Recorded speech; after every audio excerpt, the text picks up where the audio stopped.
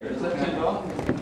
Yeah, no, testing, yes. Yeah, okay. I would describe Robert Attack as a zealot and a crusader. As a crusader, his sword is the email, and if he was at sea, his cannonballs would be DVDs because he fires them around with reckless regard, or no regard, I guess. Robert is the face of oilcrash.com. He and I read some of the same books, Robert, and you're making your way through, yeah, we've read that one, but you're making your way through Collapse by Jared Diamond at the moment, aren't you? No, I'm not actually. You're not? You've given up? I don't read very many books. You don't? Okay, all right. Well, we won't ask you to read now. Okay. First of all, what about spending a minute or two telling us your theories on peak oil? This has some relevance to the airport, we'll get to it. But tell us a little bit about peak oil. You've got a 2-minute commercial, now go for it. I'm going to take the advantage, Alan, now that I've got the mic, to read my speech that I spent the last 6 hours preparing. Okay. So you have to bear with me, people. By the time I've finished what I have to say, I'm probably going to be disliked by both sides in this debate.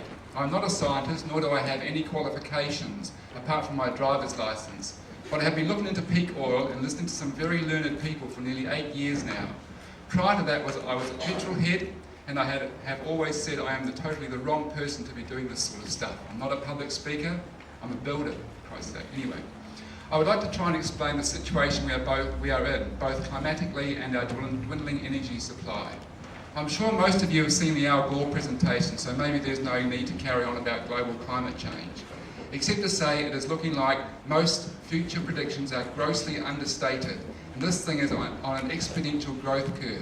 So we can't rightly say where we will be at X time because it is now a runaway train, with so many self-feeding systems kicking in, such as permafrost melting causing more methane, which is adding to the global warming, which then in turn melts more permafrost, and so on.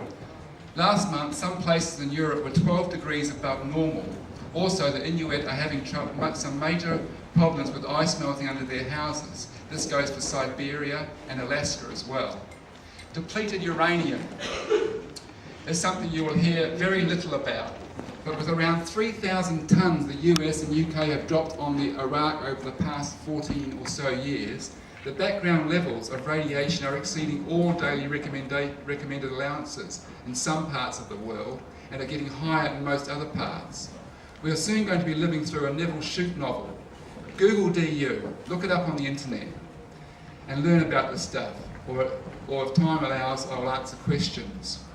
But let's pretend I'm wrong on that one and go on to blah, blah, blah. Global economic situation.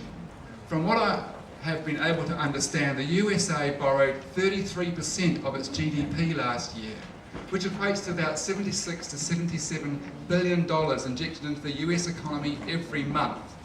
For all of last year, I think it fluctuated up to $85 billion. Anyway, to maintain growth, the US has to borrow another $4 trillion and start paying back last year's loans.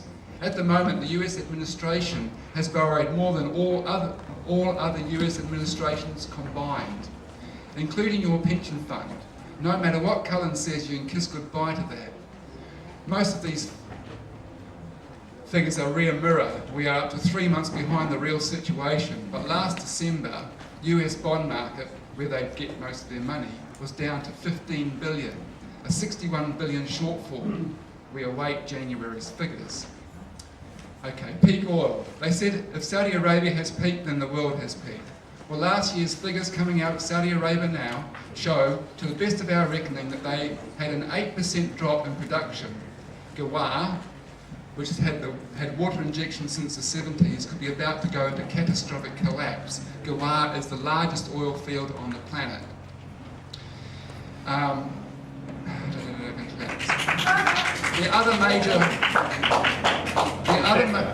What relevance has this got to the airport? Excuse me, we're talking 20 to 30 year development here. It's got quite a large measurement. We're looking at that now.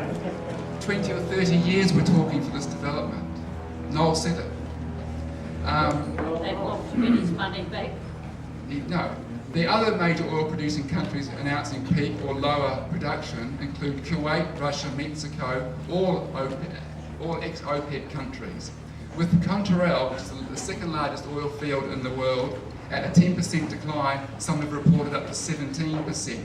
And since 1999, UK and North Sea and Norway are an alarming 6% decline. In the past, rule of thumb for declining fields used to be 3%. And before anyone starts talking about biodiesel, I would like to read the short passage from an email I received last night. I am cutting to listen to this. Listen, this is the only opportunity.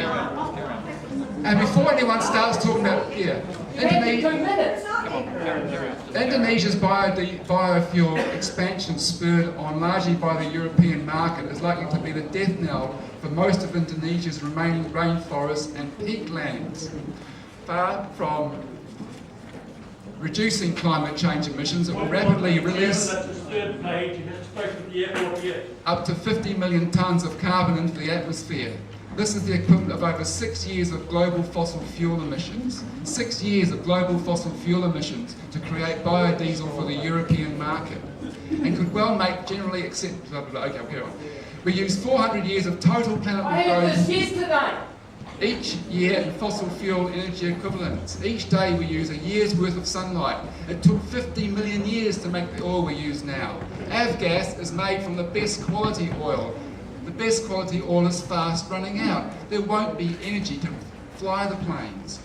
Personally, I think we are wasting our time discussing this development. There you go, we're talking about it. But good on you for coming along. We certainly need as much community contact and organising as we can find willing people to get involved. Because when there's shitstorm on the horizon, we're sure as hell going to need each other. I see it this way. We need to first accept we have a problem or two. Then learn about them, teach and inform others, while at the same time we need to learn and apply as much about locally grown food and possibly some form of local barter. Globalisation is over, or will be soon enough, especially for little old New Zealand nestled way off the shipping lanes. We have the opportunity to start cottage industries. This is something the council should be investing its time and efforts in, along with helping the communities come to terms with the shortages we will face. Last page. If the trucks stop coming, we face food shortages quite fast. Does anyone know how much food is stored on the Capital Coast? What are our local drug supply like? Insulin. How much insulin do we have readily available? I don't think peak oil could hit us that fast, but with less than 30 days supply and storage, the rationing could kick in quite abruptly. If there was a problem in the Straits,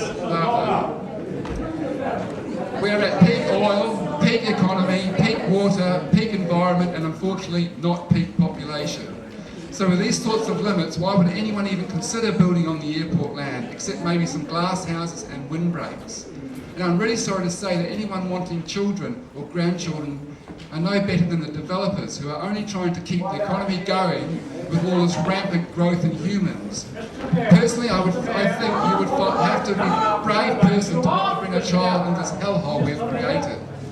There are many more things I would like to say, but my 3 minutes is shares Mr. Attack, I'm sorry, but that is a disgusting thing to say, and you are not fair to say things about children like that. Some of us are childless, and that is an appalling thing to say, and you should be to stay. Maybe I should suggest that you go and listen to the Green Party. Chairman, I think you should And these comments are driving one home point.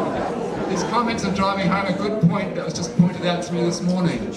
Never try and teach a pig to sing. It wastes your time and it wastes the Okay, Robert, thank you. I had a line of questions which would have led from peak oil to roading to the airport. Robert chose his own way to go there.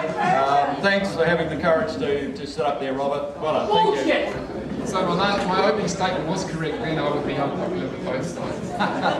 Okay, we're going to move back to airport users, and I understand that Tim Ramsby from the Gliding Club is prepared to speak. Do you hear Tim?